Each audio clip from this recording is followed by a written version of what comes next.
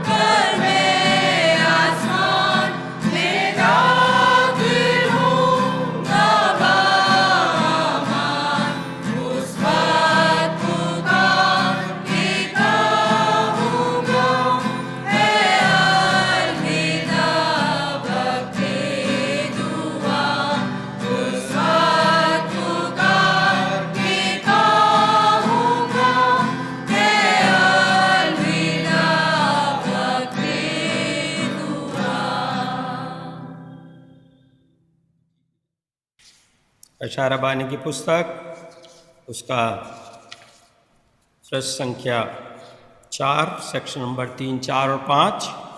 हमारे खुदावंद यीशु मसीह का फजल, खुदा की मोहब्बत और रूह कुदुस की शराकत आप सबके साथ होती रहे और आपके साथ भी। आए तमाम कुदरत के खुदा, तेरे आगे सबके दिल का हाल खुला है, तुझे सबकी मुरादें मालूम हैं और तुझसे कोई भेद छिपा नहीं।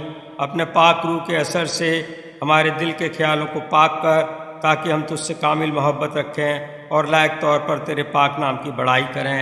हमारे खुदावंद यीशु मसीह के वसीले से आमीन। आलम बाला पर खुदा का जलाल और ज़मीन पर उसके लोगों में सुलह। खुदावंद खुदा, आसमानी बादशाह, तमाम कुदरत के खुदा बाप, हम तेरी परस्तिश करते, तेरा शुक्र करते और तेरे जलाल के लिए तेरी हम्द करते हैं। आए खुदावंद यीशु मसीह, बाप के इकलौते बेटे, आए खुदावंद खुदा, खुदा के बर्रे, तू जो जहान के गुनाह उठा ले आता है, हम पर रहम कर। तू बाप के दाहिने बैठा है, हमारी दुआ कबूल कर, क्योंकि आए यीशु मसीह, तू ही कुदूस है, तू ही खुदावंद है और तू ही पाक रूह के साथ खुदा बाप के जलाल में आला है। आमीन। आज की विशेष प्रार्थना। हे प्रभु, हमें वर दीजिए कि हम सांसारिक वस्तुओं की चिंता ना करें, वरन स्वर्गिक वस्तुओं से प्रेम करें। जबकि हम अनित्य वस्तुओं के मध्य जीवन व्यतीत करते हैं, तो हम उनका ऐसा उपयोग करें कि वो नित्य वस्तुओं को प्राप्त कर सकें।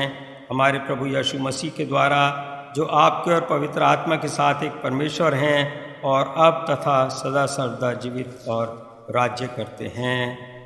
आमीन। पुराने नियम का पाठ। Reading from the Old Testament, book of Deuteronomy, chapter 8 verses 6 to 18। व्यवस्था विवरण उसका 8वां अध्याय और उसके 6 से 18 पद तक।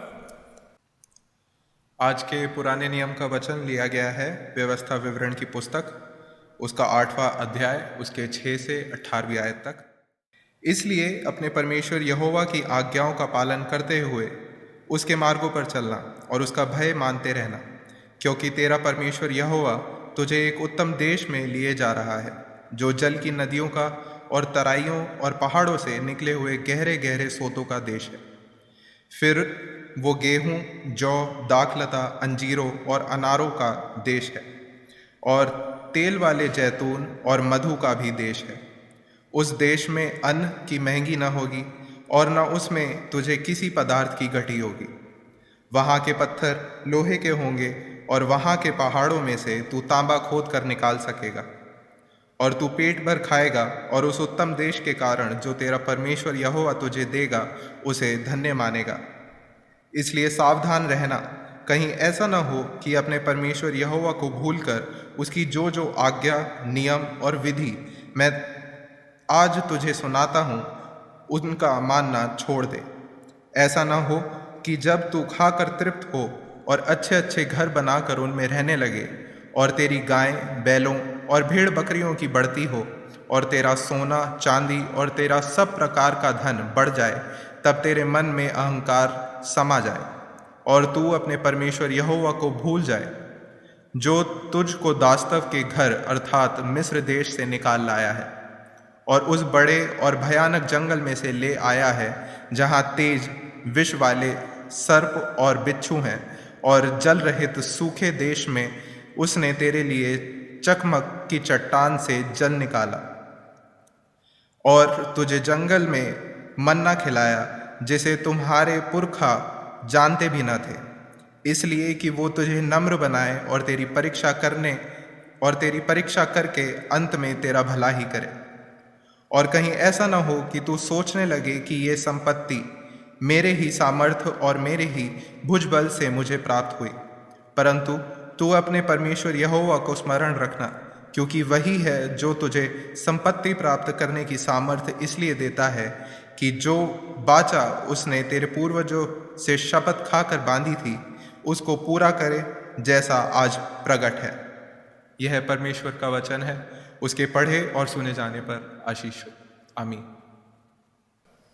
आज के गॉस्पेल पैसेज पढ़ा जाएगा और आप अपनी जगह पर खड़े हो सकते हैं। आज का गॉस्पेल पैसेज हमें मिलता है मरकुस रचित सुसमाचार, उसका 10वां अध्याय और उसके 17 पद से लेकर 27वें पद तक। Gospel according to Saint Mark chapter 10 verses beginning at verse 17। आए यीशु मसीह तेरा जलाल हो। जब वो वहाँ से निकलकर मार्ग में जा रहा था तो एक मनुष्य उसके पास दौड़ता हुआ आया और उसके आगे घुटने टेक कर उससे पूछा, हे उत्तम गुरु, अनंत जीवन का अधिकारी होने के लिए मैं क्या करूं? यीशु ने उससे कहा, तू मुझे उत्तम क्यों कहता है? कोई उत्तम नहीं, केवल एक, अर्थात परमेश्वर। तू आज्ञाओं को तो जानता है, हत्या न करना, व्यभिचार न करना, चोरी न करना, झूठी गवाही न देना, छल न करना, अपने पिता और अपनी माता का आदर करना। उसने उनसे कहा, हे गुरु, इन सबको मैं लड़कपन से मानता आया हूँ। यीशु ने उस पर दृष्टि करके उससे प्रेम किया और उससे कहा, तुझ में एक बात की घटी है। जा, जो कुछ तेरा है उसे बेचकर कंगालों को दे और तुझे स्वर्ग में धन मिलेगा, और आकर मेरे पीछे हो ले। और इस बात से उसके चेहरे पर उदासी छा गई और शोक करता हुआ चला गया, क्योंकि वो बहुत धनी था।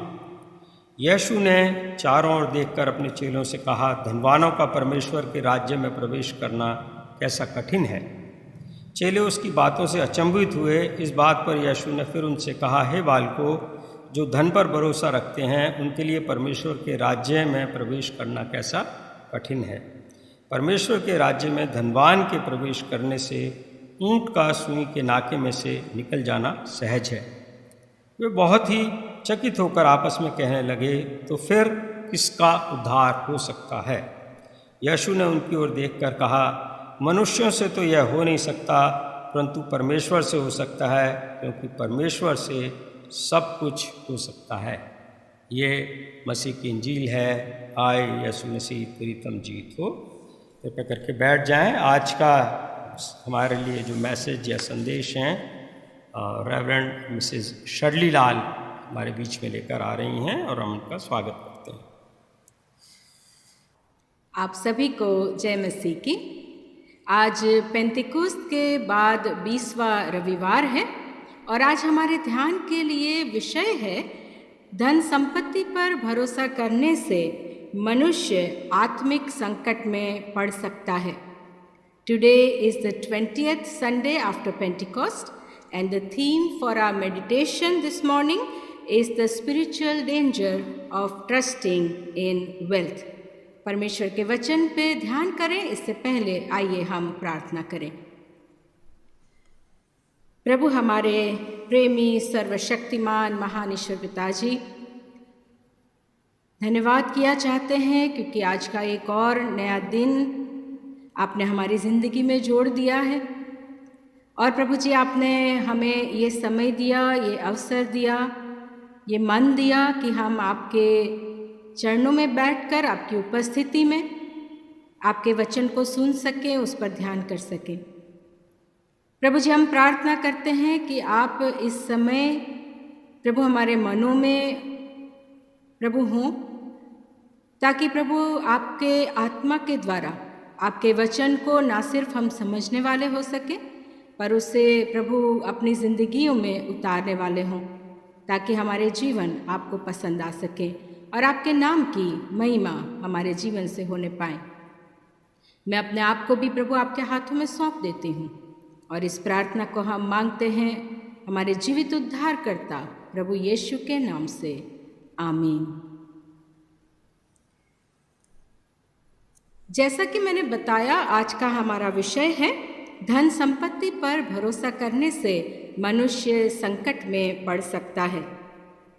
अगर हम कहीं पर जा रहे हों, अपने आसपास कहीं सावधान का बोर्ड देखें, बिवेयर का बोर्ड देखें, तो हम सचेत हो जाते हैं, क्योंकि हम जानते हैं कि वहाँ कहीं आसपास कुछ संकट है, कुछ खतरा है और हमें ध्यान देना है, वरना हमें नुकसान हो सकता है।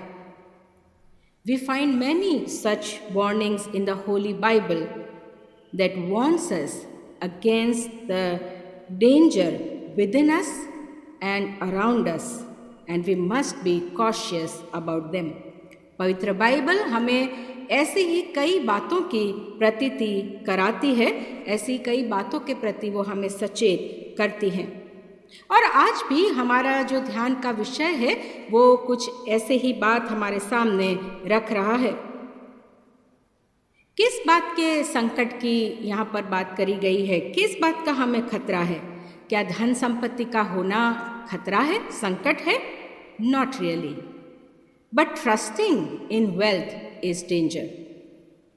जो धन संपत्ति है उस पर भरोसा करना वो हमारे लिए संकट बन सकता है। और आज हम पवित्र बाइबल से यही देखने का प्रयास करेंगे कि किन बातों में हमें सचेत रहना है। सबसे पहले हम देखेंगे कि परमेश्वर का हमारे जीवन के लिए क्या उद्देश्य और क्या वचन रहा है।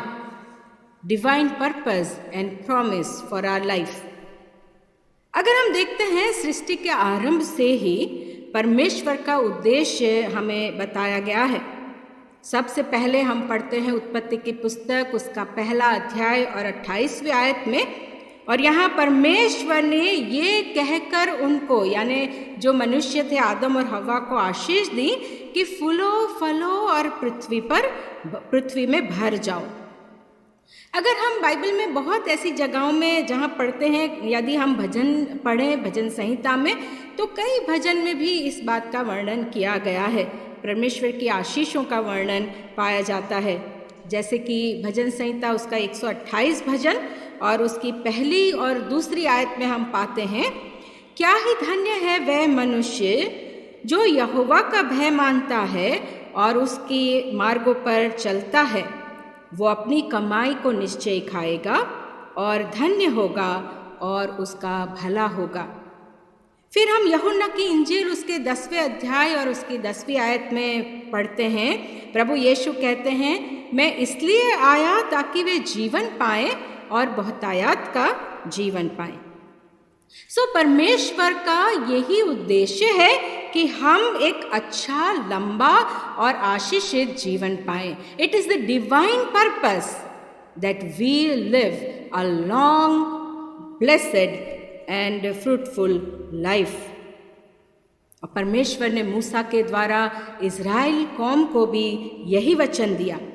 जब परमेश्वर ने अपने आप को प्रकट किया निर्गमन की पुस्तक और 3रे अध्याय में, तो यहाँ पर मूसा को यही बताया गया कि परमेश्वर इज़राइली लोगों को उस देश में ले जाएंगे जहाँ दूध और मधु की धाराएं बहती हैं।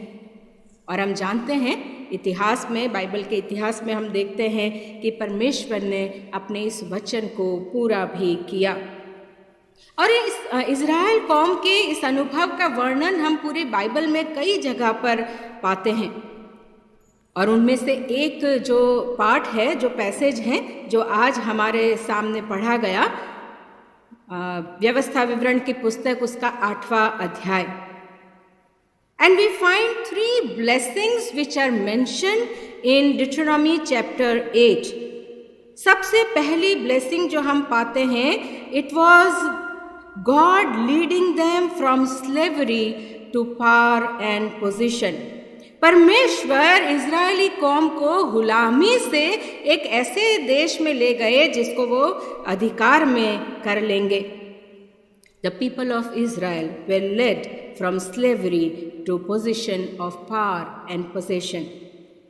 पुराने नियम में निर्गमन की पुस्तक उसका 3रा अध्याय और 7वीं आयत में हम पढ़ते हैं, लिखा है, फिर यहोवा ने कहा कि मैंने अपनी प्रजा के लोग जो मिस्र में हैं उनके दुखों को निश्चय देखा है और उनकी चिल्लाहट परिश्रम कराने वालों के कारण होती है, उसको भी मैंने सुना है। और उनकी पीड़ा पर मैंने चित्त लगाया है और इसलिए उतर आया हूँ कि उन्हें मिस्रियों के वश से छुड़ाऊं। और व्यवस्था विवरण की पुस्तक उसके 8वें अध्याय की पहली आयत में भी हम यहाँ पढ़ते हैं, परमेश्वर उन्हें कहते हैं इसलिए कि तुम जीवित रहो और बढ़ते रहो और जिस देश के विषय में यहोवा ने तुम्हारे पूर्वजों से शपथ खाई है उसमें जाकर उसके अधिकारी हो जाओ। गुलामी से निकलकर एक अन्य देश पर अधिकार पाना। God promises them to lead them from nothingness to possess the land of abundance. जहाँ पर उनका कोई वजूद नहीं था, ऐसी गुलामी से निकालकर एक दूध और मधु की से बहती हुए देश में ले जाने का वचन परमेश्वर उन्हें देते हैं। दूसरी बात हम यहाँ पर दूसरी आशीष पाते हैं, वो है अनिश्चितता से सुरक्षा की ओर, फ्रॉम अनसर्टेनिटी टू सिक्योरिटी। परमेश्वर उन्हें, यहाँ पर हम पढ़ते हैं व्यवस्था विवरण की पुस्तक 8वां अध्याय और 2 आयत, यहाँ लिखा है कि परमेश्वर ने 40 वर्ष तक जंगल में इजरायलियों की रक्षा करी।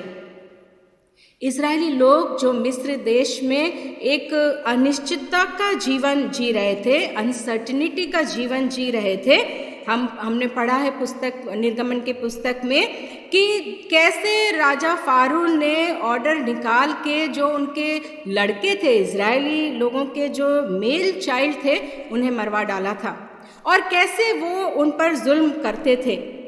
और इजरायली लोग जब मिस्र देश में थे, गुलामी में थे, नहीं जानते थे कि वो दूसरा दिन या कल का प्रकाश देखने पाएंगे या नहीं। And God brought them out from such uncertainty to security. ऐसे अनिश्चित जीवन से परमेश्वर उन्हें सुरक्षा की ओर ले आते हैं। और तीसरी जो आशीष हम यहाँ पाते हैं वो है कमी से समृद्धि की ओर या निराहार से प्रचुरता की ओर। God led them from scarcity to prosperity, from starving to abundance. और मैं यहाँ पर 2 व्यक्तियों के जीवन की गवाही देना चाहती हूँ। उनमें से पहले व्यक्ति हैं विलियम कोलगेट, और हम में से बहुत लोगों ने शायद उनके जीवन की गवाही सुनी होगी। विलियम कोलगेट के जो पिता थे वो एक किसान थे और वो एक सिविल वॉर के दरमियान अपने पूरे परिवार के साथ इंग्लैंड से भागकर अमेरिका आए और वहाँ पर बस गए।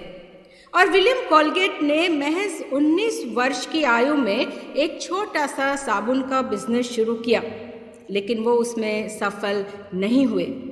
लेकिन फिर भी he did not give up, and he was inspired by the promise between God and Jacob made in Genesis chapter 28 verses 20 and 21. और उन्होंने भी परमेश्वर से कुछ ऐसा ही वचन किया, ऐसे ही उन्होंने प्रॉमिस किया और अपने लिए भी प्रार्थना करी। और उस प्रार्थना के साथ और परमेश्वर पर विश्वास के साथ उन्होंने अपने इस बिजनेस को फिर शुरू किया। और उन्हें सबसे पहला जो छोटा सा मुनाफा हुआ उसका 10% यानी उसका टाइथ जो था 10% उन्होंने परमेश्वर के लिए दान में दे दिया। और आज हम जानते हैं कि कोलगेट के जो प्रोडक्ट्स हैं वो वर्ल्ड में, पूरे संसार में कितने प्रचलित हैं और आज उस कंपनी ने कितनी सफलता पाई है। लेकिन जो उसके स्थापक हैं विलियम कोलगेट ने जो शुरू में 10% यानी 10% जो दान दिया था वो वहाँ पर नहीं रुके। जितना ज़्यादा उनको मुनाफा होता गया वो अपने दान की रकम भी जो है, जो दान था उसको और भी बढ़ाते चले गए। The more he gave, the more he earned, and the more he earned, he gave more. दूसरे व्यक्ति के विषय में मैं बताना चाहती हूँ जिनसे मेरी 2 साल पहले पर्सनली मुलाकात हुई जब वो यहाँ भारत में आए थे। उनका नाम बिली डॉर्सी है और बिली डॉर्सी अमेरिका में रहते हैं और बताते हैं कि एक ऐसा समय था जब उनके पास ना रहने को घर था, ना खाने के लिए भोजन था और वो एक अकेलेपन का, एक गरीबी में जीवन बिता रहे थे। लेकिन वो परमेश्वर से अपने लिए प्रार्थना करते रहे। उन्होंने प्रार्थना करना और परमेश्वर पर भरोसा करना नहीं छोड़ा। And God delivered him from that life of hopelessness to life of abundance. और आज वो समय है कि बिली डॉर्सी जो है वो अपने एक म्यूज़िक वर्ल्ड में उसका एक बहुत बड़ा नाम है और अमेरिका में जो एक प्रेस्टिजियस म्यूज़िक का अवार्ड है, ग्रैमी अवार्ड, उसके वो विजेता हैं।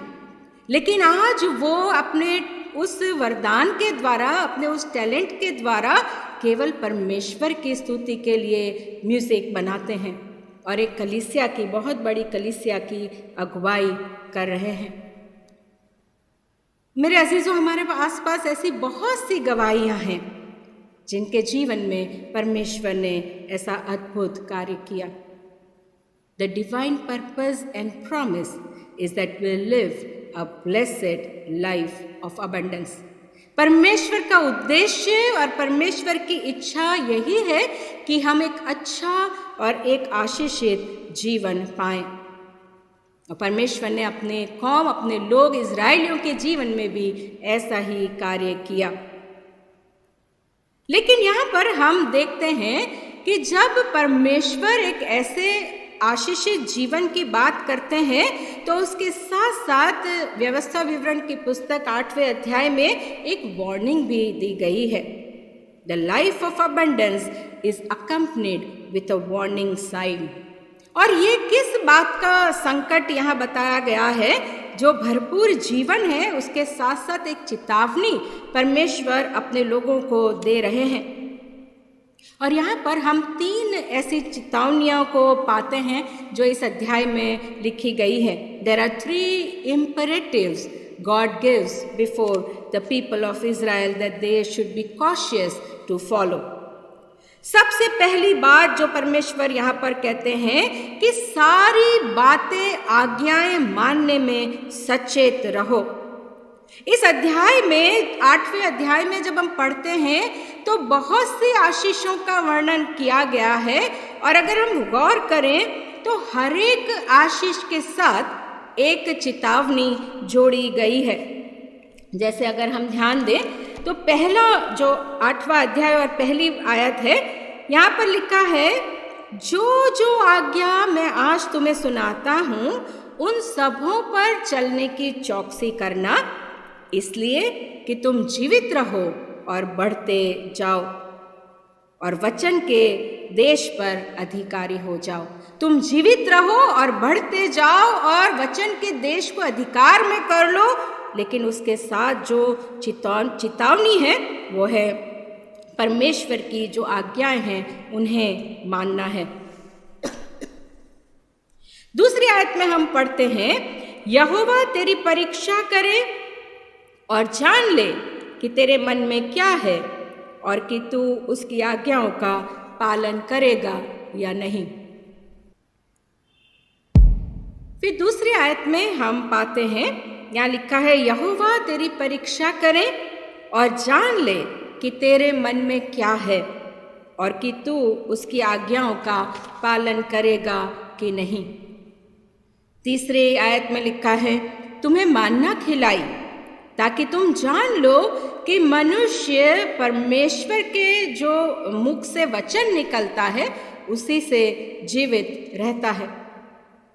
और 5वीं आयत में लिखा है, ये जान लो कि जैसे माता पिता अपने बच्चों की ताड़ना करते हैं वैसे ही यहोवा तुझको ताड़ना देता है। और 6ठी आयत में लिखा है, इसलिए अपने परमेश्वर यहोवा की आज्ञाओं का पालन करते हुए उसके मार्ग पर चलना और उसका भय मानते रहना। परमेश्वर का वचन आज मुझे और आपको भी पहली चेतावनी यही दे रहे हैं कि हम परमेश्वर की आज्ञा को माने। We must obey the commandments of God.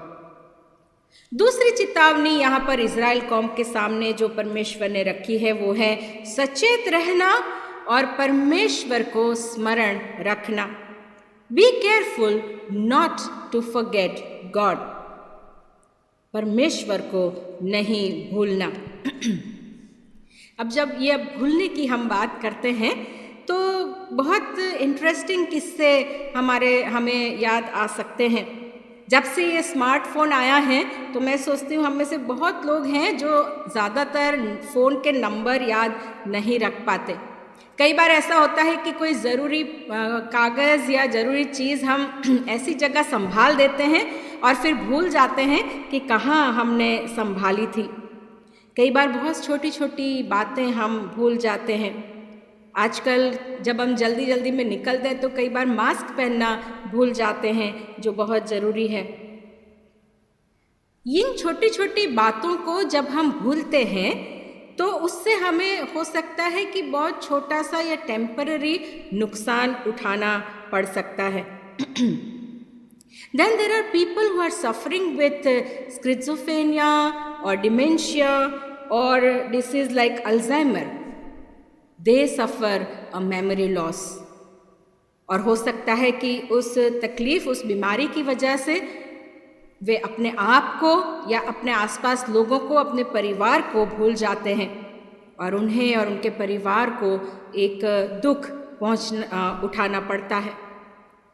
परंतु जो परमेश्वर को भूल जाते हैं वे अनंतकालिक नुकसान उठाते हैं। And therefore we must remember not to forget God. हमें ये स्मरण रखना है कि हम अपनी जिंदगी में परमेश्वर को ना भूलें। ऐसा कब कब होता है जब हम परमेश्वर को भूल जाते हैं? कई बार हम मुश्किलात में परमेश्वर को भूल जाते हैं। इन डिफ़िकल्ट टाइम्स जब हम होते हैं तो हम लोगों पर या अपने धन संपत्ति पर या जो अपनी हमारे पास पावर है उसमें हम भरोसा करने लगते हैं और परमेश्वर को भूल जाते हैं। कई बार हम काम की व्यस्तता में परमेश्वर को भूल जाते हैं। We are so engrossed in our work that we forget God. कई बार हम अपने संबंधों में, अपना जो सामाजिक संबंध है उनमें इतना उलझ जाते हैं कि हम परमेश्वर को भूल जाते हैं। और कई बार हम गलत कामों में परमेश्वर को भूल जाते हैं। हम कुछ गलत काम कर रहे हैं, हम भूल जाते हैं कि परमेश्वर हमें देख रहे हैं। लेकिन सबसे अधिक हम परमेश्वर को तब भूल जाते हैं जब हमारा समय अच्छा होता है, जब हमारे जीवन में बहुत सी खुशियाँ होती हैं, सब कुछ अच्छा चल रहा होता है, तब बहुत संभव है कि हम परमेश्वर को भूल जाते हैं। और यहाँ पर व्यवस्था विवरण उसके 8वें अध्याय की 7वीं आयत 7 से 11 आयतों में परमेश्वर भी अपने लोगों के सामने यही चेतावनी रखते हैं। 7 से 10 आयतें अगर हम पढ़ते हैं तो यहाँ 9 अच्छी चीज़ों का वर्णन किया गया है जो परमेश्वर ने उनके साथ किया या करने वाले हैं। उस देश में जहाँ वो जाएंगे वहाँ की 9 अच्छी बातों का वर्णन किया गया है। और यहाँ पर लिखा है कि जिस देश में परमेश्वर उन्हें ले जा रहे हैं वो जल की नदियों का, तराइयों और पहाड़ों से निकले हुए गहरे सोतों का देश है, गेहूं, जौ, दाखलताओं, अंजीरों और अनारों का देश है, तेल वाले जैतून और मधु का देश है, जहाँ किसी पदार्थ की कमी नहीं होगी। उनके पत्थर वहाँ के लोहे के और पहाड़ों से वे तांबा खोद सकते हैं। और लिखा है कि वे वहाँ पर भर पेट खाना खाएंगे। और ऐसे उत्तम देश में परमेश्वर उन्हें ले जाने पर हैं। और परमेश्वर जानते हैं कि जब वे इन सब वस्तुओं को पाएंगे तो बहुत संभव होगा कि वे परमेश्वर को भूल जाएंगे। और इसलिए 11वीं आयत में उन्हें चेतावनी देते हुए परमेश्वर कहते हैं, इसलिए सावधान रहना, कहीं ऐसा ना हो कि अपने परमेश्वर यहोवा को भूलकर उसकी जो जो आज्ञा, नियम और विधि मैं आज तुम्हें सुनाता हूँ उन्हें मानना छोड़ दो। मेरे अजीजों, परमेश्वर का वचन आज मुझे और आपको भी इस बात की चेतावनी देता है। 18वीं आयत में लिखा है, परंतु अपने परमेश्वर यहोवा को स्मरण रखना, क्योंकि वो ही है जो तुम्हें संपत्ति प्राप्त करने की सामर्थ्य इसलिए देता है कि अपने वचन को पूरा करे। अपने परमेश्वर यहोवा को स्मरण रखना, क्योंकि वो ही है जो तुम्हें संपत्ति प्राप्त करने की सामर्थ्य इसलिए देता है क्योंकि वो अपने वचन को पूरा करें। तीसरी बात यहाँ पर हम देखते हैं, तीसरी चेतावनी जो परमेश्वर अपने लोगों के सामने रखते हैं वो है अहंकार करने से या घमंड करने से सावधान रहना। Be careful not to boast. और यहाँ पर 8वें अध्याय की 12 से 17 आयत में हम इस आज्ञा को पाते हैं। फिर एक बार जब परमेश्वर ये चेतावनी रखते हैं तो उसके साथ साथ बहुत सी ब्लेसिंग्स की, बहुत सी आशीषों की बात भी करते हैं। और यहाँ पर लिखते हैं, जब तुम खाकर तृप्त होना, अच्छे अच्छे घर बनाकर उनमें रहना, और जब तुम्हारी गाय बैल बकरियां बढ़ जाएंगी, जब तुम्हारा सोना चांदी और हर प्रकार का धन बढ़ जाएगा, जब तुम्हें दासत्व से बाहर निकाल कर जब लिया जाएगा, और याद रखना कि जब मैंने जंगल में तेज विषैले सांप और बिच्छू से तुम्हें निकाला, सुख के देश में तुम्हें ले आया और सूखे देश में तुम्हें पानी पिलाया और जंगल में मान्ना खिलाया। और फिर 14वीं आयत में लिखते हैं कि जब ये सब तुम्हारे साथ हो वचन के देश में, तब तेरे मन में अहंकार समा जाए और तू अपने परमेश्वर यहोवा को भूल जाए।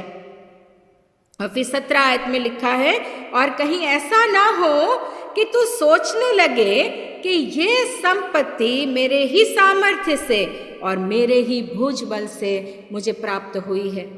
परमेश्वर कहते हैं कि जब तुम खाकर तृप्त हो जाओ, तुम अच्छे अच्छे घरों में रहो, तुम्हारा धन संपत्ति बढ़ जाए, तुम्हारी भेड़ बकरियां बढ़ जाए, तब तुम ये सोचने लगो कि ये सब मैंने अपने बलबूते पर कमाया है। और हम जानते हैं दुख की बात यह है कि इज़राइलियों ने ऐसा ही किया। They did not heed to the regular warnings, and hence time and again they were punished and taken captives. परमेश्वर का वचन मेरे अजीजों आज मुझे और आपको भी इसी बात की चेतावनी दे रहा है, क्योंकि कई बार जब हमारे पास सब कुछ होता है, बहुत अधिक होता है, तो हम अपने बल बुद्धि और ज्ञान से उसको तुलना करते हैं कि हम अभिमान करते हैं कि हमने अपने बल बुद्धि और ज्ञान से इसे पाया है।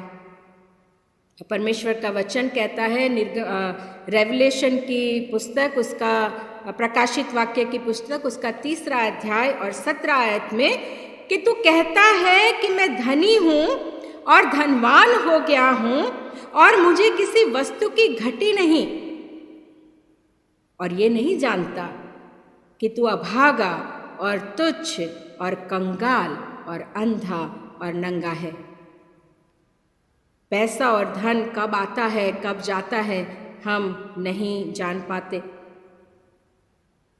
अभी हमने पिछले कुछ दिनों में ही सुना कि फेसबुक का सर्वर डाउन होने से उसके जो मालिक है मार्क ज़करबर्ग को कुछ ही घंटों में बिलियंस ऑफ डॉलर्स का नुकसान उठाना पड़ा।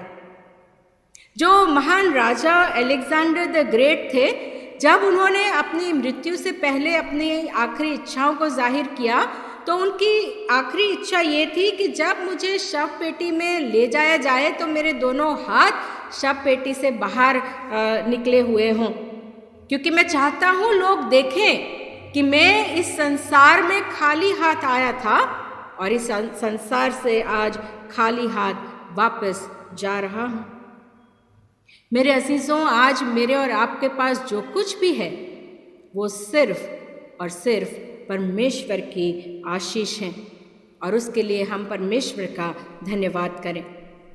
परमेश्वर यहाँ पर अपने लोगों को ये चेतावनी देते हैं कि जब तुम्हारा जीवन आशीषों से भर जाए तो परमेश्वर की आज्ञाओं को मानना, परमेश्वर को स्मरण रखना और अपने मन में अहंकार ना करना। और चौथी बात और आखिरी बात आज परमेश्वर के वचन से हम देखते हैं, ना सिर्फ चेतावनी पर परमेश्वर का वचन हमें प्रेरणा देता है कि हम अपने धन संपत्ति का उपयोग कैसे करें। हमने जो सुसमाचार का सबक पढ़ा, मरकुस रचित सुसमाचार उसका 10वां अध्याय उसकी 17 से 22 आयतों में एक जवान के व्यक्ति के विषय में हम पढ़ते हैं। ये जवान जो धर्मी था, जो सारी आज्ञाओं को मानता था, जो अनंत जीवन में विश्वास रखता था, जो प्रभु यीशु के पास आया था ताकि उनसे और बातों को जान सके, और वो बहुत धनी था।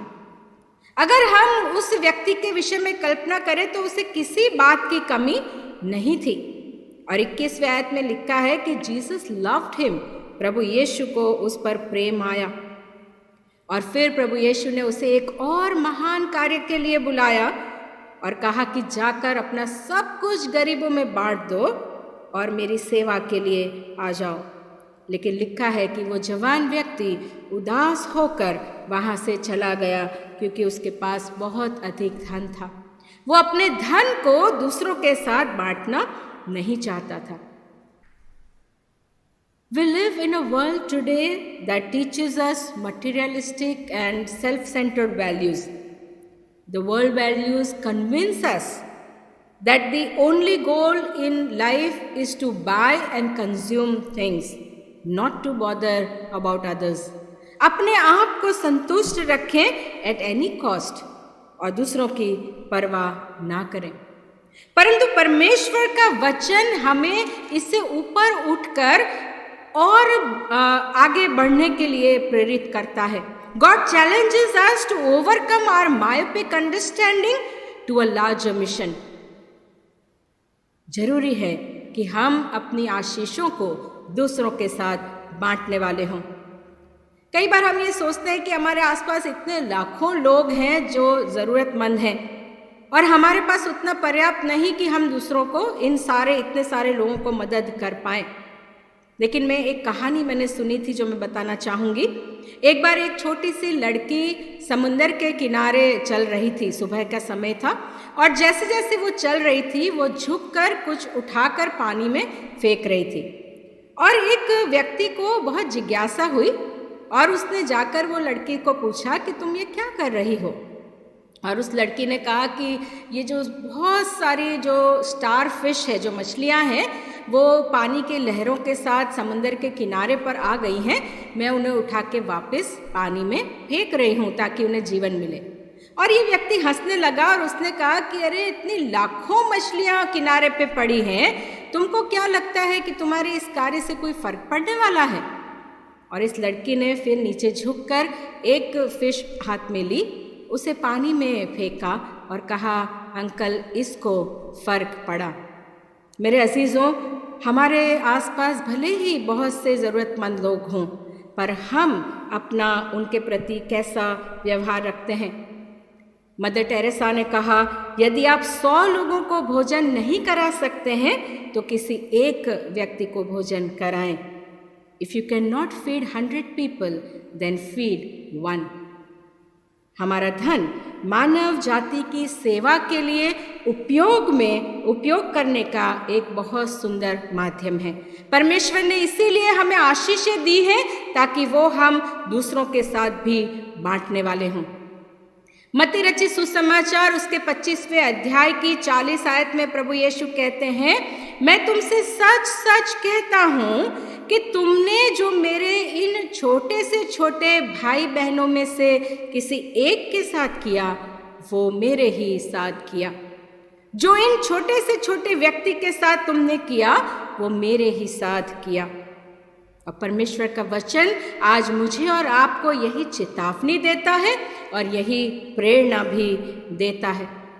परमेश्वर का वचन कहता है, we will perish because of our own disobedience. हम अपने अनाज्ञाकारिता के कारण हम नाश हो सकते हैं, जैसे इजरायली लोगों को सचेत किया गया था। परमेश्वर का वचन कहता है, अगर हम उस जवान की तरह जो दुखी और उदास होकर प्रभु यीशु से दूर चला गया, वैसा ही हमारे साथ भी हो सकता है। और अपने अहंकार के कारण, जैसा प्रकाशित वाक्य की पुस्तक में लिखा है, लाउदिकिया की कलीसिया के लोगों की तरह परमेश्वर के मुख से हमें उगल दिया जाएगा। परमेश्वर का वचन आज मुझे और आपको ये चेतावनी देते हैं। परमेश्वर का उद्देश्य और उनका वचन है कि हम एक अच्छा, आशीषित, एक भरपूर जीवन का आनंद पाएं। लेकिन संग ही संग परमेश्वर का वचन चेतावनी देता है कि हम उनकी आज्ञाओं को मानें, उनके वचन पर चलें, उनको स्मरण रखें और अपने मन में अहंकार ना करें। और इससे आगे बढ़कर परमेश्वर का वचन हमें प्रेरित करता है, प्रोत्साहित करता है कि हम अपनी धन संपत्ति से दूसरे व्यक्तियों की, दूसरे लोगों की मदद करने वाले हों। और आखिर में मैं इस वचन को पढ़ना चाहती हूँ जो 1 तीमुथियुस उसका 6 अध्याय और 17 आयत में संत पौलुस तीमुथियुस को कहते हैं, इस संसार के धनवानों को आज्ञा दे कि वे अभिमानी ना हो और चंचल धन पर आशा ना रखे, परंतु परमेश्वर पर जो हमारे सुख के लिए सब कुछ बहुतायात से देते हैं। और फिर आगे लिखा है, वे भलाई करें और भले कामों में धर्मी बने, भले कामों में धनी बने और उदार और सहायता देने में तत्पर हों और आगे के लिए एक अच्छी नींव डालकर रखें, जिससे सच्चे जीवन को वश में कर लें। प्रभु हम सभी को आशीष दें। आमीन।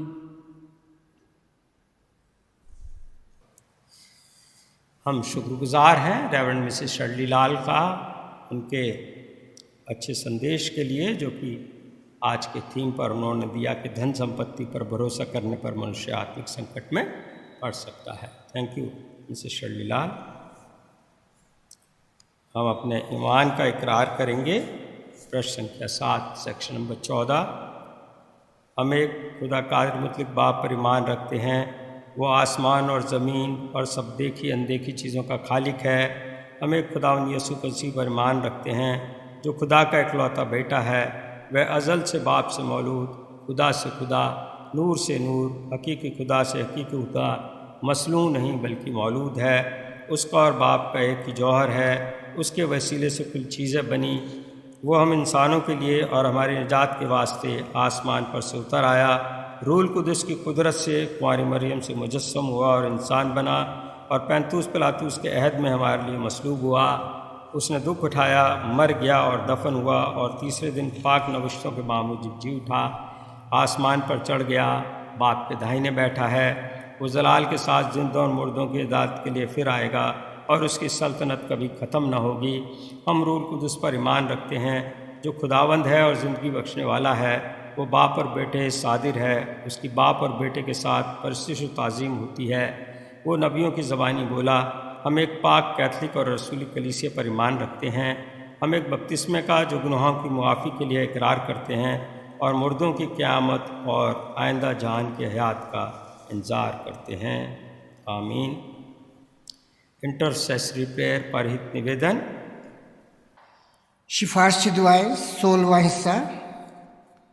आइए हम सब इंसानों के लिए दुआ करें और अपनी दुआओं को खुदावंद यीशु मसीह की दायमी सिफारिश के साथ पेश करें। ऐ आसमानी बाप, हम तुझसे दुआ करते हैं कि सारे जहान में इंसाफ और सुलह कायम हो और हर इंसान बहुतायत से ज़िंदगी पाए। ऐ रहीम खुदावंद, हमारी दुआ सुन। उन सब के लिए जो शहर में बसते हैं और उन तमाम बातों को दूर करने के लिए भी जो एक दूसरे में फूट और झगड़े पैदा करती हैं, ताकि हमारे मुल्क में सच्ची एकता और मेल मिलाप की तरक्की हो। ऐ रहीम खुदावंद, हमारी दुआ सुन। उन सब के लिए जो खेती बाड़ी, उद्योग धंधे या व्यापार में लगे हुए हैं, सब मजदूरों और कारीगरों के लिए और उन सारे लोगों के लिए भी जो हमारी ज़रूरतों को पूरा करते हैं। ऐ रहीम खुदावंद, हमारी दुआ सुन। तमाम उस्तादों, पढ़ने वालों, साइंसदानों, लेखकों, हुनरमंदों और उन सब के लिए भी जो दूसरे लोगों के दिलो दिमाग पर असर डालते हैं। ऐ रहीम खुदावंद, हमारी दुआ सुन।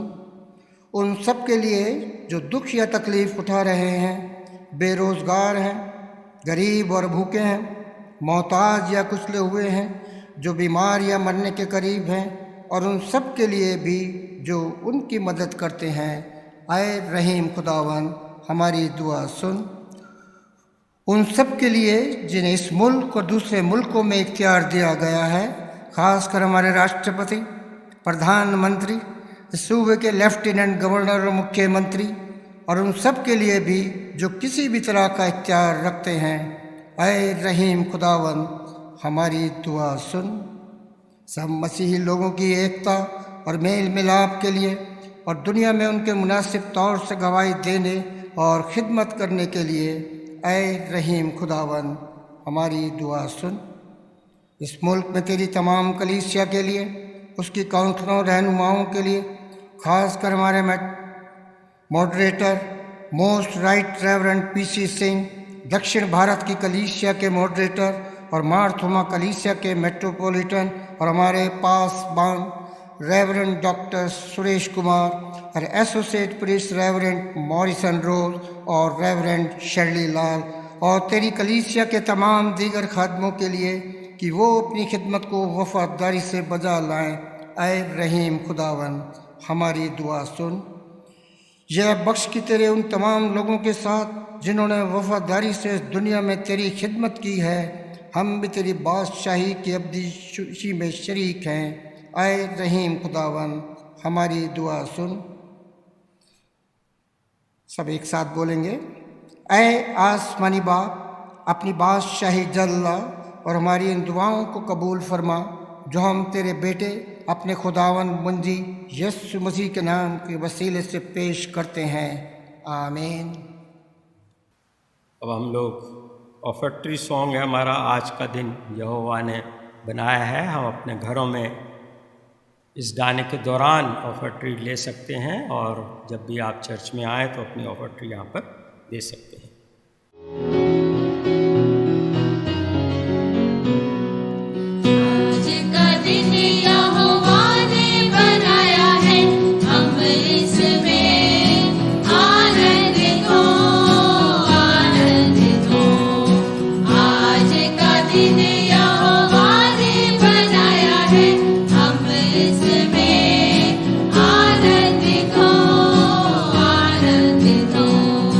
आनंद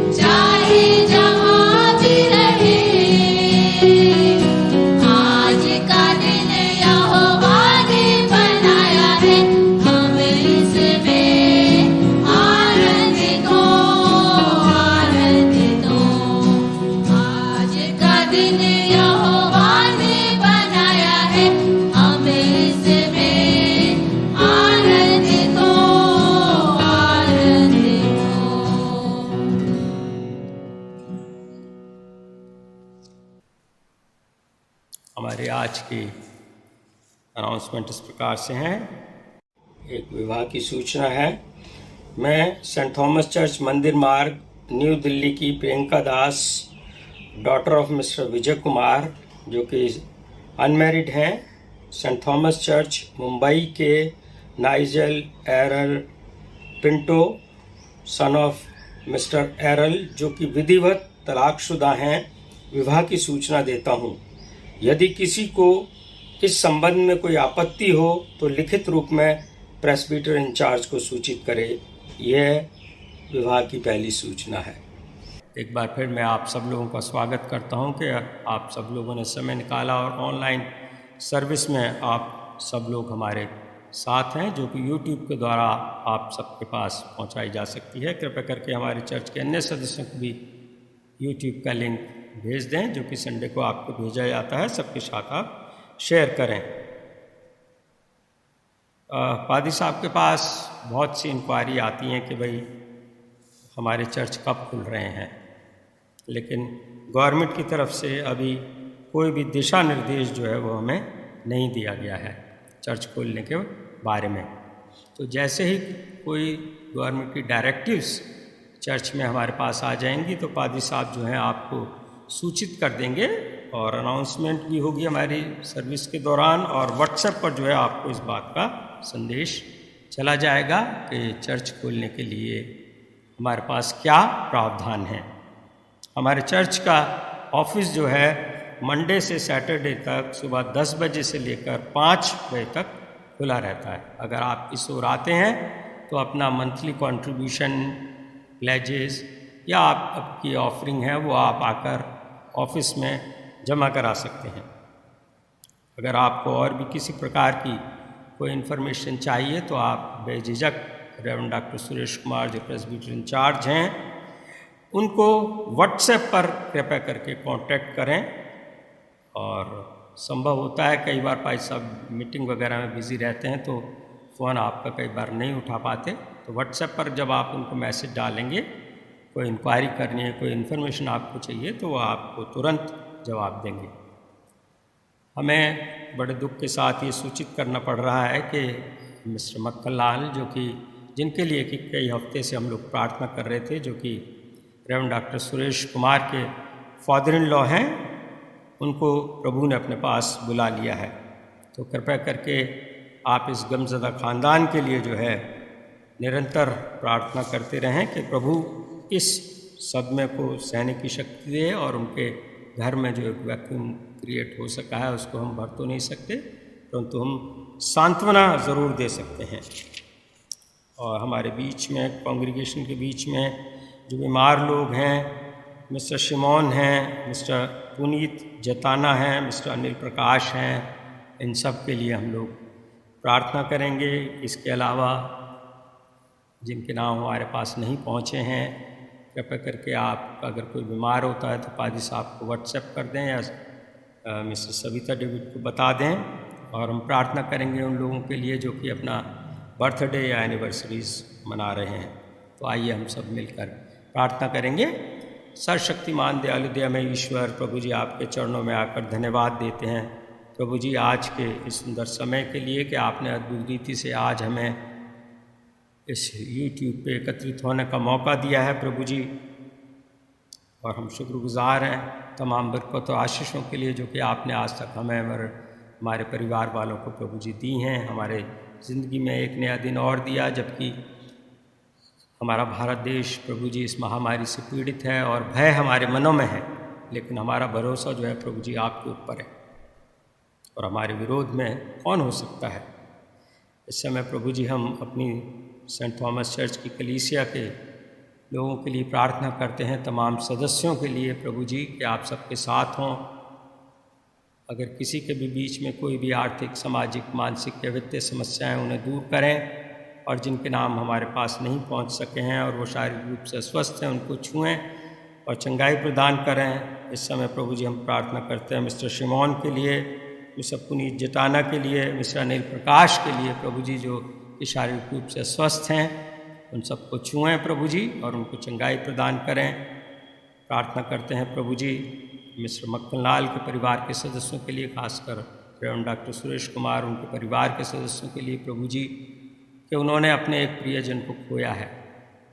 प्रभु जी उन सबको ये सब सहने की शक्ति प्रदान करें और प्रार्थना करते हैं प्रभु जी हम अपने कलीसिया के उन सदस्यों के लिए जिन्होंने कि अपना बर्थडे या एनिवर्सरी मनाई है या प्रभु जी आने वाले समय में मनाते हैं, उन सब के साथ हों और जो बरकत आशीष हैं प्रभु जी आपने उनके लिए रखी हैं उनको प्रदान करें। और हमारे कलीसिया के तमाम सदस्यों को प्रभु जी आप अच्छा स्वास्थ्य दें, अच्छी बुद्धि प्रदान करें प्रभु जी कि ताकि हम सब लोग मिलकर आपकी महिमा के लिए प्रभु जी कार्य कर सकें। शैतानी ताकतों से प्रभु जी हम सबको बचा कर रखें और हमारा मार्गदर्शन करें। प्रभु जी आपके नाम से मांगते हैं, सुनिए और ग्रहण करें, आमीन। प्रभु की प्रार्थना हम सब मिलकर एक साथ बोलेंगे। आए हमारे बाप, तू जो आसमान पर है, तेरा नाम पाक माना जाए, तेरी बादशाहत आए, तेरी मर्ज़ी जैसी आसमान पर पूरी होती है ज़मीन पर भी हो। हमारे रोज़ की रोटी आज हमें दे, हमारे कसूरों को माफ़ कर क्योंकि हम भी अपने कसूरवारों को माफ़ करते हैं। हमें आजमाइश में न पड़ने दे बल्कि बुराई से बचा, क्योंकि बादशाही, कुदरत और जलाल हमेशा तेरा ही है, आमीन।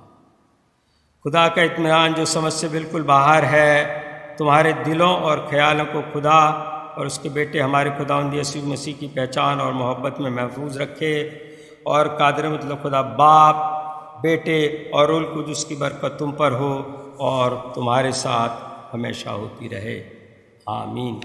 Stay safe and stay in faith.